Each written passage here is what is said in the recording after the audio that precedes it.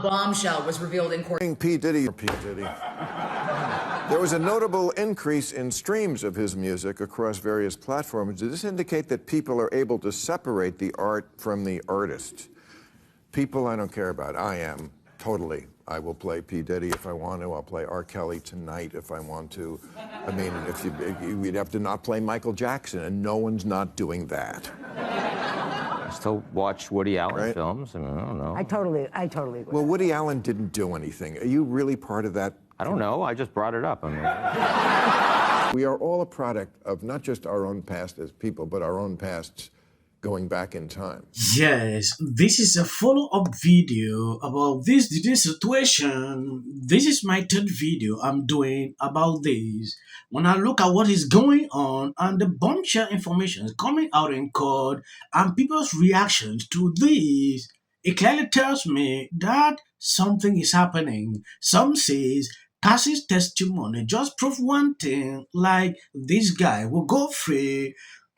Like you saw, I've watched a certain video of Bill Maher saying he will continue to play his music videos. Yesterday, Cassie Ventura dropped what people are referring to as a bombshell when she revealed for the first time on cross-examination that she received a $10 million settlement from the Intercontinental Hotel in connection with the 2016 assault. News articles and people are calling this a bombshell admission because this is the first time that the jury heard about this $10 million settlement that she received from the Intercontinental. The prosecution had asked her, do you have any financial motive to be testifying here today? And Cassie Ventura testified no. The prosecution made a big mistake by not bringing up this settlement on direct examination.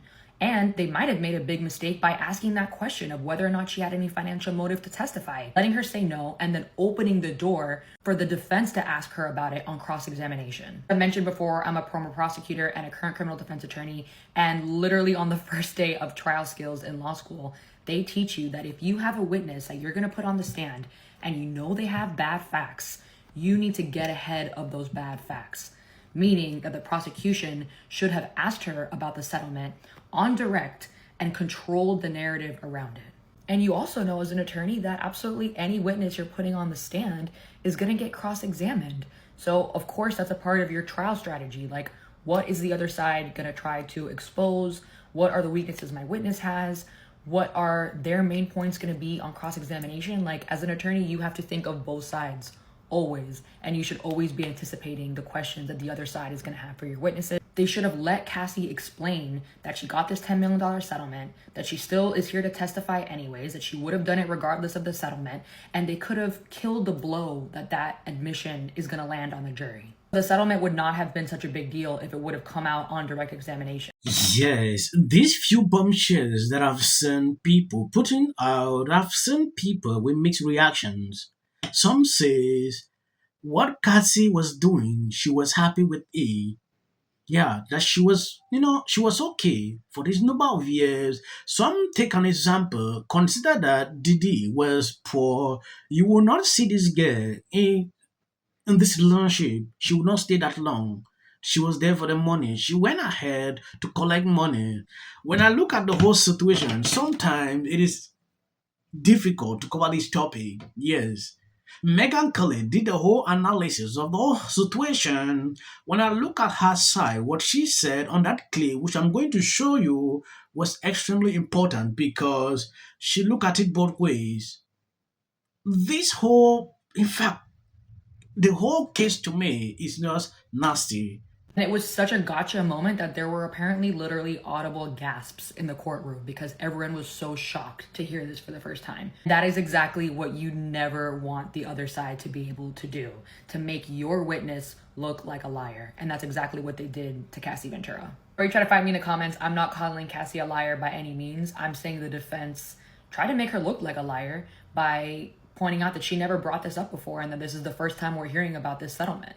And they not only made Cassie look like a liar, it also kills the credibility of the prosecution because now the jury's thinking like, hey, we've been listening to Cassie's testimony all week and you guys didn't bring this up? Like, why haven't we heard about this? It seems like such a secret now, and it makes it look like it's so much bigger of a deal than it is because they got that gotcha moment. And also because the prosecution is representing the government, they're supposed to be the honest ones. The fact that they're hiding something, it just doesn't play well with the jury. And the jury starts to not trust the prosecution anymore and starts believing what the defense is saying, that this is a setup and they're unfairly going after an innocent man. It's just a horrible situation the prosecution have put themselves in. And from the reports, it seems like that was one of the last questions, if not the last question of the day, which is, of course, wonderful lawyering by the defense attorneys, because you always want to ask your best question last and not ask that extra question to let her explain away why she got this settlement. Only imagine that it was literally like a mic drop and the defense was like, nothing further for this witness.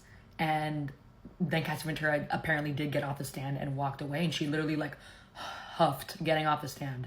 And because that was the defense's last question, that was the last thing the jury heard before they went home for the weekend. That means that they are going to be thinking about that last question and Cassie's response for the rest of the weekend, and it's really going to sink in. Honestly, this was such an amateur mistake on behalf of the prosecution, and I'm very surprised that for a trial that is this high stakes and this high profile, attorneys would be making mistakes like that. It's kind of crazy. What this lady is saying clearly state the minds of a lot of people that I've seen on social media. Like, this was a big blunder. It paved the way. Like, they are liars. That is the impression that I've given to a lot of people. For a very long time now, they have been talking about, oh, the settlement was this amount. Nobody was talking about this because they never knew that this has happened.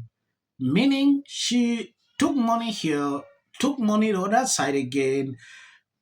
To me, that should have not been the case here. I'm horrified by this case. And the more I look at it, the more I think the case is getting stronger by the day against Diddy, the claims against him.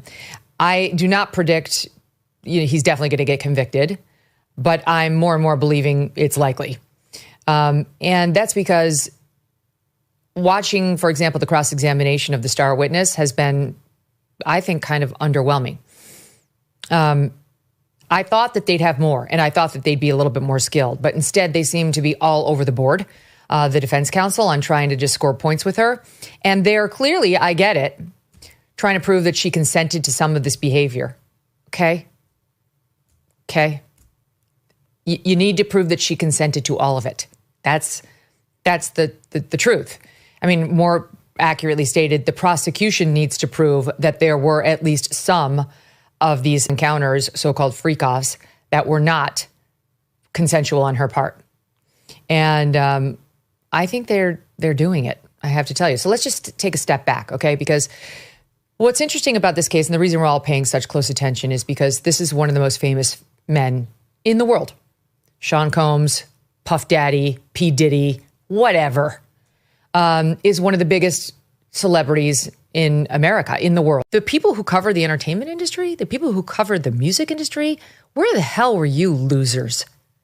Yeah, that whole, I guess I touched this world a bit in my year at NBC, but that whole world around these celebs is all about one thing: sucking up to them for ongoing access. It's just all about kissing their round rumps so you can have ongoing access to Diddy, and you might be invited to a Diddy party or have him swing by to promote his new record. That's the name of the game. This is what drew my attention. When it concerns other issues, we will see these people getting leaked information, this here. But this whole situation, they don't bother. They don't even cover. They didn't cover it in the very beginning, like to expose certain things like this happening. Because they are scared. Some, like Megan Kelly said here, some just want to have that positions like, oh, let me not say this, I'll be blocked here, things like this. We are hearing it in 2025. Like, she predicted that the guy might be convicted. I don't know. I'm just reporting the news so you can see exactly what is happening. People have different opinions about this whole situation. Reason I took a decision, like to play both sides so you can see the mindset of people about this whole situation. Yes, you heard the other lady, what she has observed, and mechanically observations about the whole thing. Why don't we choose more carefully who we're going to lionize?